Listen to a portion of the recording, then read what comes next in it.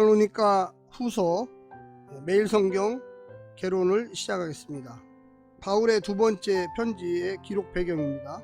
바울은 첫 번째 편지를 보낸 후 얼마 지나지 않아 두 번째 편지를 쓰게 됩니다. 첫 번째 편지에 대한 성도들의 반응이 어떤 식으로든지 확인된 직후였습니다. 데살로니가 전서에서 다루었던 것과 비슷한 내용들이 실립니다. 박해에 대한 더 깊은 차원에서의 해석이라든지 재림전에 있을 현상과 종말을 사는 성도들의 신앙 윤리 등은 데살로니가 전서와 상당한 주제적 평형을 이루고 있습니다. 핍박을 다시 언급한 이유는 아마도 데살로니가 전서의 상황에 변화가 있었기 때문일 것입니다. 재림의 전조 현상을 언급한 것은 앞선 편지에서 가르쳤던 주의 날에 대한 일부 오해가 발생했기 때문으로 보입니다. 살아남은 성도들이 하늘에서 주를 영접하리라는 바울의 가르침은 지금 당장 주의 날이 임했다는 식으로 와전되었습니다. 누군가 왜곡된 분위기를 주도하며 그의 말을 슬로건처럼 사용했던 것으로 보입니다. 바울은 그 부분에 시급한 교정의 필요성을 느꼈습니다. 일부 성도들의 게으른 문제는 다양한 문제가 복합적으로 작용했을 것입니다. 단순히 아무것도 하지 않은 게 아니라 신앙 전통과 가르침을 따르지 않는 방종적 태도가 문제였습니다. 이렇게 몇 가지의 중요한 주제들을 다시 한번 다듬어 성도들의 신앙을 독려하고자 하는 편지가 데살로니가 후서입니다. 두 번째는 저자와 수신자의 관계에서 데살로니가 전서와 후서의 관계를 말씀드리겠습니다. 데살로니가 전서의 저자가 바울이라는 점은 의심의 여지가 없습니다. 그러나 후서에 대한 학계의 반응은 사뭇 달랐습니다. 19세기 초 슈미츠와 바우어가 중심이 된 논쟁은 바울 저작을 부인하는 다양한 가설과 주장을 만들어냈습니다. 주장의 핵심은 두 편지가 서로 다른 종말론의 견해를 취한다는 것이었습니다. 하지만 파루시아와 관련한 다양한 특징들을 성도들에게 설명하는 상황을 고려해 본다면 바울의 권면과 가르침의 초점의 차이가 발생할 수 있습니다. 그것 때문에 종말론이 다르다고 볼 수는 없습니다. 다른 한편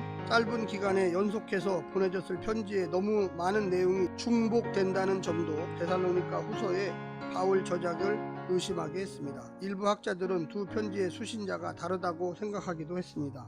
하나는 데살로니가로 다른 하나는 마게도니아로 다른 교회에 보내졌을 것으로 추정합니다. 하지만 그러려면 두 편지 중 하나는 반드시 발신자와 수신자 언급을 위조해야만 합니다. 비교적 최근에 어떤 학자들은 두 서신의 단어와 문체를 비교하며 하나가 다른 하나를 모방했다고 결론을 내립니다. 그리고 그것을 바울 저작서를 반대하는 근거로 삼기도 합니다. 또한 후서가 데살로니가 전서보다 먼저 기록되었을 것이라고 주장하는 학자들도 있습니다. 이른바 후서 우선설입니다. 근거 중에 하나는 핍박에 대한 바울의 표현을 보면 데살로니가 전서는 과거 시제를, 후서는 현재 시제를 사용하고 있다는 것입니다. 똑같은 핍박에 대해 언급하는 시제가 현재인 후서가 먼저 쓰였다고 보는 주장입니다. 게으른 문제도 그 근거로 삼았습니다. 후서에서는 새로운 문제처럼 다루어지는데 데살로니가 전서는 이미 모두가 알고 있는 주제처럼 게으름을 다루고 있습니다. 하지만 가장 확실한 증거가 데살로니가 후서 2장 15절에 등장합니다. 바울은 이미 보내진 편지를 명백히 언급하고 있습니다. 후서 역시 데살로니가 전서와 같은 저자에 의해서 같은 공동체에 보내진 두 번째 편지라고 결론을 내립니다. 기록 목적과 주요 내용에 대해서 이야기하겠습니다. 바울은 데살로니가 전서에서 다루었던 묵직한 주제들은 디모데가 가져온 소식에 근거한 데살로니가 교회의 현 상황을 정확하게 반영하고 있습니다. 가장 도드라진 것은 성도들을 향한 바울의 칭찬입니다. 그도 그럴 것이 기대와 염려를 단박에 뒤집는 좋은 소식에 바울이 너무도 기뻐했기 때문입니다. 그리고 성도들이 물어왔을 중요한 주제에 대한 답을 실었습니다. 데살로니가 전서가 데살로니가로 보내졌고 얼마 후 반응이 되돌아왔습니다. 그 과정에서 누가 어떻게 개입했는지는 알 수 없습니다. 데살로니가 전서에서 바울이 글로에 지편에 온 사람들을 언급하듯 여기서도 어떤 정보를 제공해 주었으면 좋았을 텐데 아쉽게도 그 내용은 없습니다. 하지만 분명 바울은 데살로니가 교회에 새로운 소식을 접했습니다. 어떤 소식이었을까요? 주로 두 가지였을 것입니다. 첫 번째, 디모데가 떠난 이후 교회의 상황 변화와 그에 따라 대두된 새로운 문제들이 전해졌습니다. 둘째는 데살로니가 전서를 받아본 성도들의 반응과 추가 질문도 소식에 포함되었을 것입니다. 그 외에 모두가 아는 과거의 문제들 또는 일반적인 신앙상의 질문들도 있었을 것입니다. 하여튼 후서가 다루는 주제가 그런 범주에 속한 것들입니다. 그렇다면 후서를 쓴 목적은 분명해집니다. 첫째, 새로 대두된 문제에 답을 주거나 또는 데살로니가 전서 때보다 더 심각해진 기존 문제에 대한 추가적인 답을 제공하기 위해서 쓴 것입니다. 그게 바로 핍박과 게으름의 문제입니다.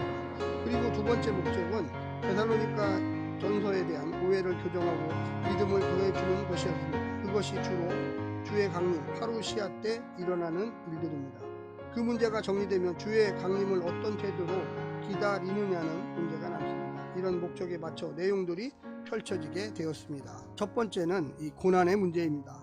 데살로니가 전서에서 바울은 성도들이 당하는 핍박은 복음을 품은 교회의 숙명이라 설명했습니다. 바울이 데살로니가에서 사역할 때 이미 가르쳤던 내용입니다. 빌립보에서 그곳으로 넘어올 때 바울 일행은 이미 핍박의 흔적들을 몸에 새긴 상태였습니다. 또한 사역 도중에 동족 유대인들의 비겁하고 악랄한 방해 공작도 있었습니다. 예수를 믿는데 왜 이런 일이 있습니까? 초기 성도들에게 고난이 당장의 현실 문제가 아니었을지라도 어차피 핍박은 피할 수 없기 때문에 이른 시기부터 올바른 이해를 필요로 했습니다.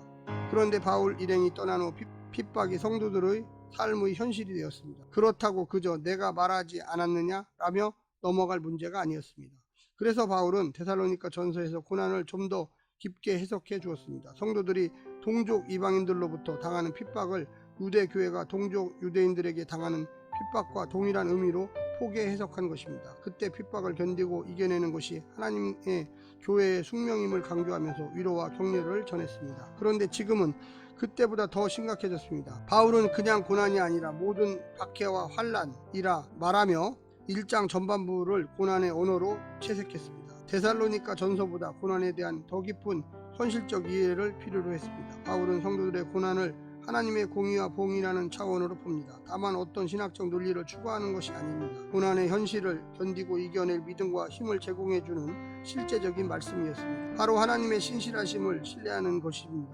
신실하신 하나님이 성도들의 현재 삶의 공의를 시행하고 계시며 장차 주의 재림 때까지 온전히 이루실 것을 믿는 것입니다. 핍박자들의 현재와 미래에도 동일하게 하나님의 공의가 심판으로 실현될 것입니다.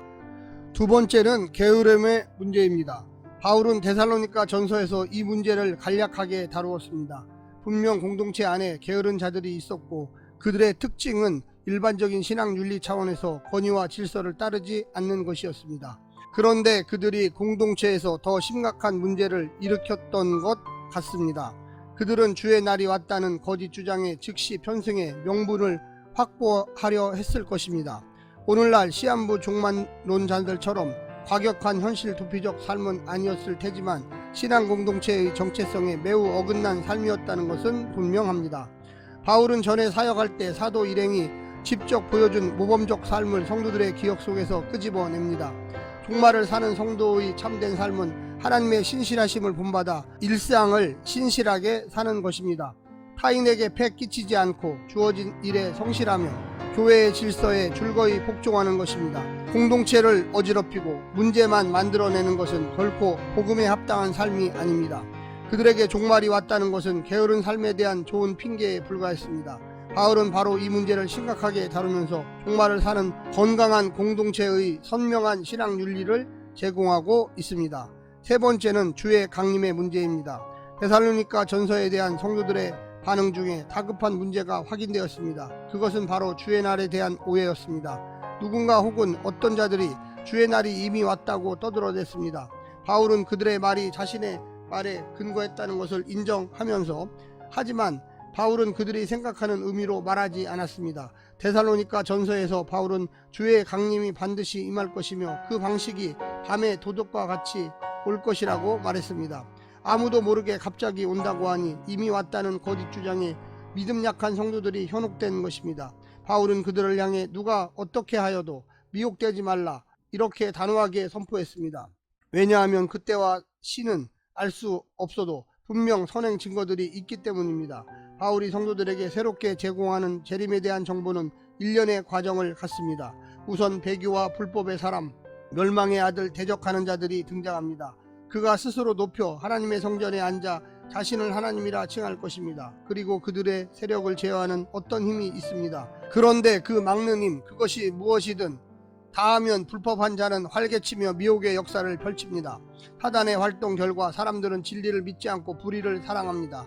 그때 주의 강림이 있을 것입니다. 주가 오셔서 불법한 자들을 죽이고 심판을 시행하실 것입니다. 물론 진리를 믿고 불의를 미워하는 성도들은 1장에서 말한 것처럼 하나님의 공의로 구원과 영광을 얻을 것입니다.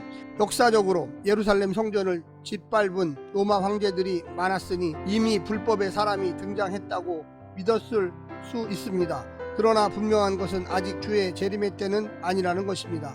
마지막 네 번째, 주의 재림을 기다리는 삶. 아직 주의 재림이 오지 않았다고 이야기합니다. 그렇다면 그 재림을 기다리는 성도들의 삶은 어떠해야 할까요? 바울은 자신의 말과 편지로 전해준 가르침과 전통을 지키라고 말합니다. 처음 데살로니가에 도착했을 때 가르쳤던 말과 두 번의 편지로 전한 가르침들입니다. 그리고 초대교회가 공유한 신앙 유산과 전통입니다. 그리스도를 본받고 바울을 본받아 모든 교회의 본이 되는 삶에 더욱 매진하는 것이었습니다. 데살로니가 후서의 구조를 말씀드리겠습니다. 첫 번째, 편지의 서론 1장 1절부터 12절, 편지의 본론 2장 1절부터 3장 15절, 편지의 결론 3장 16절부터 18절. 오늘날 하나님의 말씀 데살로니가 후서를 현대적으로 적용한다면 데살로니가 후서는 종말을 사는 하나님의 백성이 어떻게 현실을 견디며 믿음으로 살아내야 하는지 올바른 기준을 마련해 주었습니다. 이것은 오늘날 한국교회가 반드시 숙고해야 할 문제라고 생각합니다. 첫 번째, 고난의 신앙. 바울은 성도들의 고난을 하나님의 백성의 뚜렷한 표지로 말하고 있습니다. 그럼 평생 우리는 고난만 밟다가 마침내 천국 가는 건가요? 바울의 정의를 약간 변경해 보고자 합니다. 고난은 하나님의 영광을 품은 성도의 거룩한 표지입니다. 이렇게 보면 고난은 영광의 상위어가 아닌 하위어가 됩니다. 그렇습니다. 영광이 더 크고 넓은 개념입니다. 구원 얻은 성도는 그리스도의 영광을 공유합니다. 그래서 우리 안에서 그리스도가 영광을 받고 그리스도 안에서 우리가 영광을 얻습니다. 그 과정에 고난이 필요했습니다. 이것이 하나님께서 교회를 고난 가운데 두신 까닭입니다. 억울하게 고난받는 것이 아니라 그리스도가 영광을 받으시는 시간으로서 고난이며 더불어 교회가 영광을 얻는 고귀한 방식으로서 고난입니다. 하지만 오늘날 우리의 고난은 어떻습니까? 고난이 실제하고 있습니까? 교회가 안락하고 안전한 최고 시설의 유람선은 아닙니까? 한국교회는 아주 오랫동안 현실에서 고난을 밀어냈습니다. 그만큼 영광 얻는 기회도 비례해서 사라졌습니다. 한국교회가 고난을 이해하고 품어내는 신앙의 깊이가 깊어질수록 다시 하겠습니다. 신앙의 깊이가 깊어지도록 간절히 기도합시다. 성도가 자기 삶에 들어온 하나님의 영광의 흔적으로서 고난을 이해하길 기도해야만 하겠습니다. 우리는 고난의 자리에서 여전히 공의를 실행하시는 성실하신 하나님을 주목해야 합니다. 그래야 비로소 고난을 이해하게 됩니다. 그리고 영광을 보게 됩니다. 두 번째는 게으름, 무질서입니다. 여기서 바울은 성품의 하나로서 게으름을 말하는 것이 아닙니다. 복음이 제시하는 질서와 권위에 복종하지 않는 무질서를 의미합니다. 오늘날 우리는 최고로 분주한 시대를 살고 있습니다. 교회도 이의 질서라 모든 일을 바쁘게 반응하고 움직입니다. 영적 기민함이 무엇이 문제겠습니까? 그러나 교회가 다른 일로 분주하는 것은 아닌지 멈추어서 살펴보아야만 하겠습니다. 헤아리기조차 어려운 훈련 프로그램들, 사역이라는 미명하에 시행되는 문어발식 사업들, 그것들을 움직이는 거밀처럼 촘촘하게 조직화된 시스템이 교회의 모습은 아닙니까? 교회는 늘 바쁘게 돌아간다. 그것을 살아있는 교회라고 자부합니다. 그러나 우리가 주목해야 할 부분은 영적 질서입니다. 교회는 성도 개개인이 삶의 현실에서 거룩한 삶을 재현하도록 돕고 협력해야만 합니다. 그 일을 위한 분주함이면 문제되지 않을 것입니다. 바울이 강조하는 질서 있는 삶의 뚜렷한 특징은 주의 강림을 기다리는 진실한 마음입니다. 즉 하나님 나라의 소망을 둔 삶입니다. 부르심에 합당하게 일상을 하나님 앞에서 영광스럽게 사는 것입니다. 하나님의 택함받은 백성으로서 세상 사람들과 구별된 삶을 사는 것입니다. 오늘날 성도들 중에 주의 재림이 당장 올 것 같아 모든 삶을 포기하고 게으름을 피우는 사람은 없습니다. 그가 이단에 속한 자가 아니라면 말입니다. 성도의 심각한 문제는 영적 게으름입니다. 다시 말해 영적 무질서입니다. 할 일이 없어서가 아니라 쓸데없이 너무 많은 것을 사랑하고 관심 두기 때문입니다. 나와 전혀 무관한 정보들이 내 삶을 가득 채우고 있습니다. 내 동의와 무관하게 보여주고 들려주는 정보의 관심과 애정이 파편화되어 정작 사랑해야 할 것을 놓쳐버립니다. 분주하고 무질서함 삶 속에서 하나님을 향한 사랑과 하나님 나라를 위한 소망이 파편화되어 버렸습니다. 바울은 강력히 촉구합니다. 말로나 편지로 가르침을 받은 전통을 지키라. 하나님의 말씀과 신앙 전통을 지키라는 말입니다. 그것만이 종말을 기다리는 성도의 질서 있는 삶입니다. 우리는 진리를 거부하고 전통을 없인 여기는 시대의 정신 가운데 살고 있습니다. 잠시 정신을 놓으면 어느새 저만치 떠내려가 있습니다. 세상 속의 교회가 세속적 급류를 지나가는 방법은 진리 위에 굳게 서서 전통의 끈을 단단히 붙드는 것입니다. 그래야 사랑의 대상을 놓치지 않을 것입니다. 이제 곧바로 데살로니가 후서 1장을 시작하겠습니다.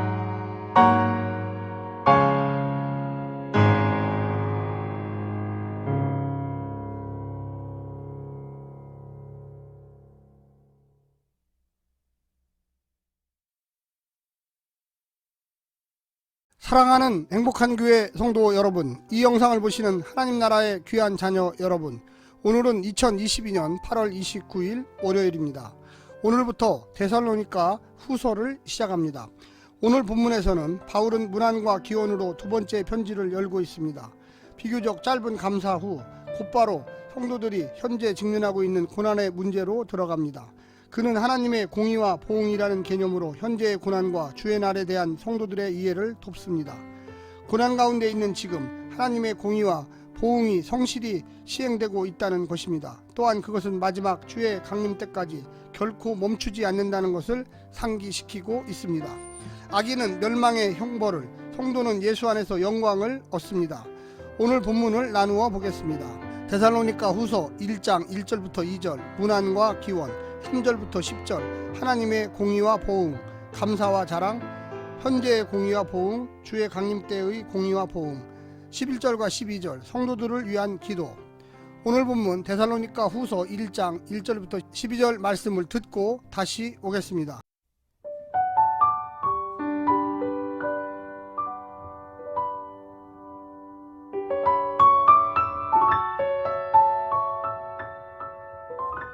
데살로니가 후서 1장. 바울과 실로아노와 디모데는 하나님 우리 아버지와 주 예수 그리스도 안에 있는 데살로니가인의 교회에 편지하노니, 하나님 아버지와 주 예수 그리스도로부터 은혜와 평강이 너희에게 있을지어다.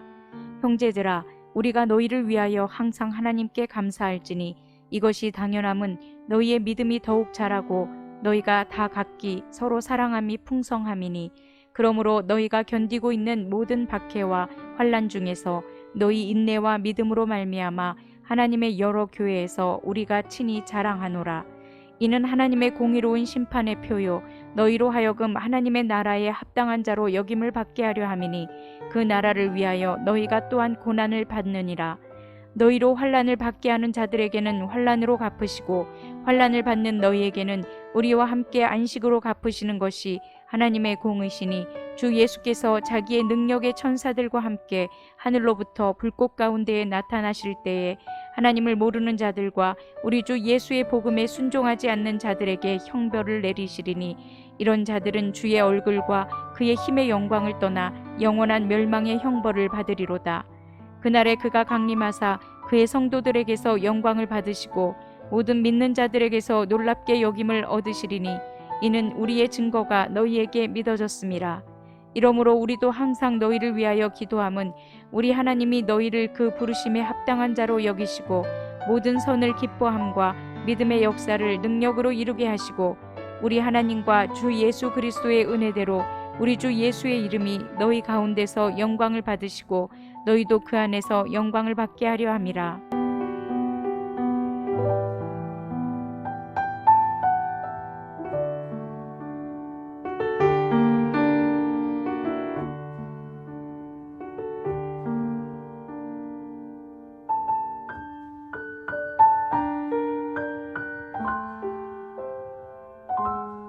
데살로니가 전서가 보내진 후 얼마 지나지 않아 후서가 보내집니다. 전서 때에 비해 성도들의 신앙 현실은 더욱 힘들어졌습니다. 핍박은 심해지고 종말에 대한 오해는 다양한 문제를 야기했습니다. 그럼에도 그들의 신앙이 크게 흔들림 없다는 사실에 바울은 감사합니다. 이제 그는 좀 더 직설적이고 강한 어조로 고난과 종말을 가르칩니다. 본 단락은 그 다음 이어질 주의 날과 종말론적 삶에 대한 두 개의 큰 주제를 이해하는 전망을 제시하고 있습니다. 오늘 본문을 네 가지로 나누어 자세히 설명드리겠습니다. 첫 번째, 하나님과 예수님 안에 있는 교회. 데살로니가 교회는 하나님 아버지와 주 예수 그리스도 안에 있는 교회였습니다. 우리도 세상 가운데 세상 사람들에게 지지 않고 도리어 복음으로 그들을 섬기려면 우리의 정체성이 뚜렷해야 합니다. 우리의 힘과 지혜로는 설 수 없습니다. 교회는 하나님 안에 있고 예수 그리스도 안에 있기에 그분들의 도움으로 설 수 있고 살 수 있는 것입니다. 갖은 환난에도 그분들의 은혜와 평강이 교회 위에 머물 수 있습니다. 두 번째, 믿음과 사랑이 자라는 교회. 데살로니가 교회는 고난을 당하면서도 믿음은 더욱 자랐고 사랑은 풍성해졌습니다. 바울이 노심초사하며 기도한 곳에 하나님께서 응답하셨습니다. 고난은 믿음과 사랑을 시험하고 촉진하는 하나님의 도구입니다. 무탈하고 평탄한 삶만을 구할 것이 아니라 고난 중에도 하나님과 이웃의 존재감을 더욱 뚜렷하게 경험하고 성장할 수 있도록 구해야겠습니다. 세 번째, 안식의 약속이 있는 교회. 데살로니가 성도들의 삶과 믿음과 인내는 하나님의 공의로운 심판의 결과로 주어진 보상입니다. 고난 속에 보인 믿음은 그들이 하나님 나라에 대한 합당한 백성임을 증명해 주었고 공의의 하나님은 장래의 안식으로 갚으실 것입니다. 하나님을 모르는 자들과 복종하지 않는 자들은 형벌로 갚으시겠지만 성도들에게는 영광을 얻으시고 기이 여김을 받게 하실 것입니다. 마지막 네 번째는 예수님의 영광이 있는 교회. 바울은 성도들이 하나님과 예수님의 은혜로 주 예수님을 영화롭게 하고 그들도 영광을 받는 교회가 되기를 위해 기도합니다. 이는 부르심에 합당하게 살고 선을 기뻐하며 믿음의 역사를 능력으로 이름을 통하여 가능해질 것입니다. 은혜는 우리 안에 믿음은 영광을 낳는 것이기 때문입니다. 사랑하는 행복한 교회 성도 여러분, 이 영상을 보시는 하나님 나라의 귀한 자녀 여러분, 우리가 이렇게 어려운 시대에 하나님의 말씀을 듣고 그 말씀대로 순종하며 살 때에 하나님께서 크신 복으로 응답하실 것입니다. 오늘 하루도 승리하십시오. 샬롬.